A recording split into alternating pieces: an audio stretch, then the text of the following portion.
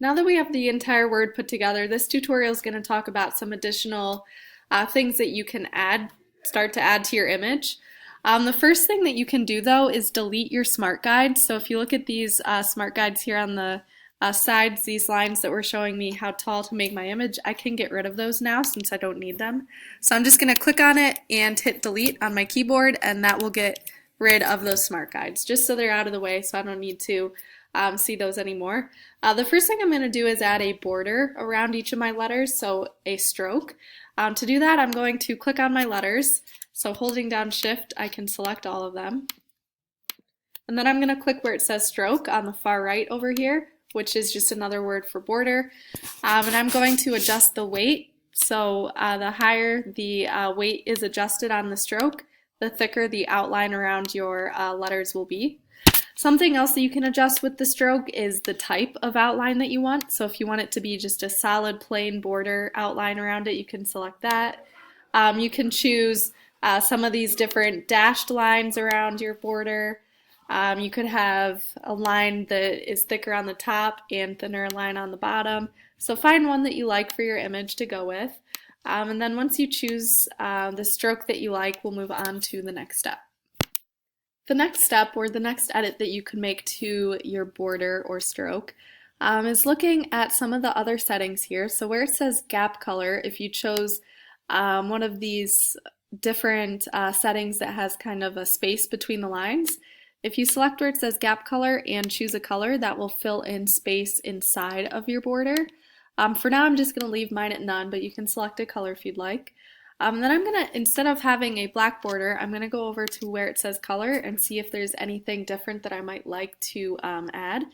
So starting out, you'll notice where the color is that it has this big box and then the box that's just the thin kind of outline or stroke. This thin outline represents the stroke, while if I had this bigger box selected, this is the fill. But since we're just focused on working with the stroke right now, I'm going to click on the thin outline for the stroke and select a color. So I might want to use maybe a darker blue for mine. And then as soon as you choose the color that you want, we're going to start looking at adding a background color. So we're going to move on from the stroke. So I'm going to click this to hide the color.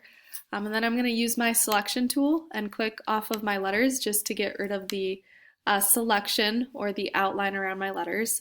And I'm going to start by adding a rectangle where I want my background to be. So I'm going to use this rectangular tool over here. So not the tool with the X through it, which is the frame tool, but I'm just going to use the rectangle tool.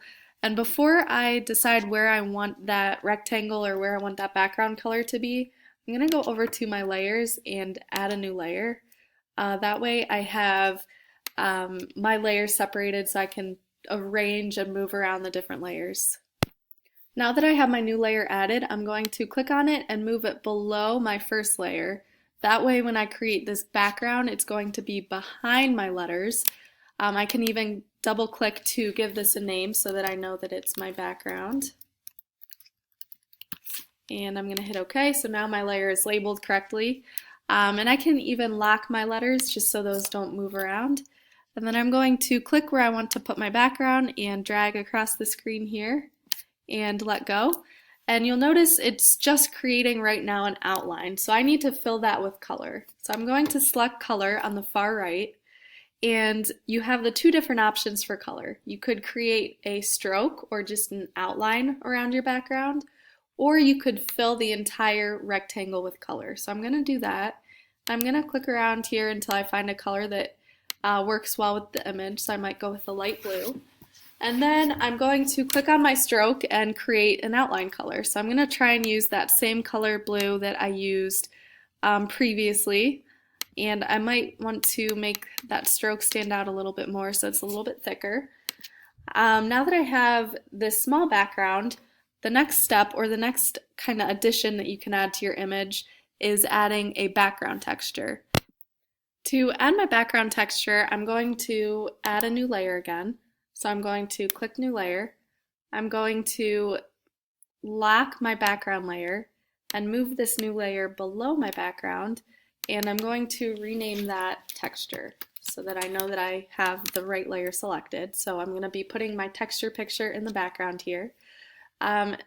before you place your image, make sure you make a frame the size of your background texture that you want to fit into the background here. So I'm going to make it my entire page, even though it goes past the margin. I'm going to make sure that it kind of goes outside of what I have for my box here so that it fills the background. And then once you have your frame created, you can select your frame and then place your new image. Now I'm going to place my texture picture, so I'm going up to File and then Place. And then I saved my image on the desktop, so I'm going to find where that's at, hit Open, and then it fills the background with my picture.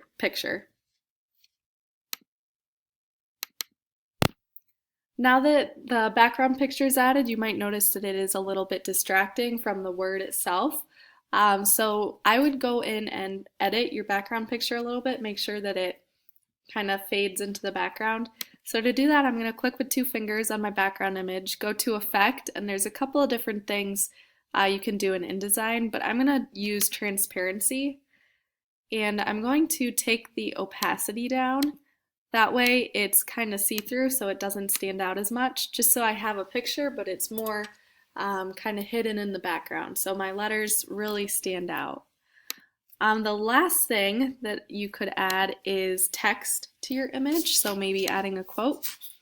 So I'm going to start out and unlock my background image, and I want to make a little bit more room for a quote. So I'm going to bring that bottom part of my box down to make more space. Then I'm going to click on text and click and drag across the area where I want my quote to go. So now that I have a text box created, I found a quote online that I'm just going to paste. So I'm going to hit Command V for paste, and it pasted the quote from online. And now I'm going to kind of edit my text. So to edit the text, make sure you highlight it. And then I'm going to change the size. So I'm going to make it a lot bigger than size 12 here so it fills the page more. You can change the font, so find a font that looks nice with your theme that you're going with. And you can also adjust a couple other things. You can adjust the spacing, so between the letters, if you want it to really fit all the way across your word or your area. But go ahead and play around with some of the different settings up here. You can change the color. Find some of the settings that work the best for your specific image, since every image will be slightly different. The last edit that you can practice and experiment with before your final image is adding a drop shadow. If you select your letters, so I'm going to hold down Shift and click on each of my letters here, and then I'm going to go click with 2 fingers so that these options come up, and I'm going to go to Effects. And in Effects, there's a couple of other things you can experiment with, but for now I'm just going to click Drop Shadow. And I'm going to play around with some of these settings for the drop shadow. You can change the angle or direction your shadow's at. You can change the spread, so making it a little bit thicker so it's a little more visible. And then you can hit OK, and you'll see that your shadow is added to your images. So go ahead and experiment with some of these settings and make sure you're not doing exactly what I have here on the screen, but doing something a little bit different and something that's your own.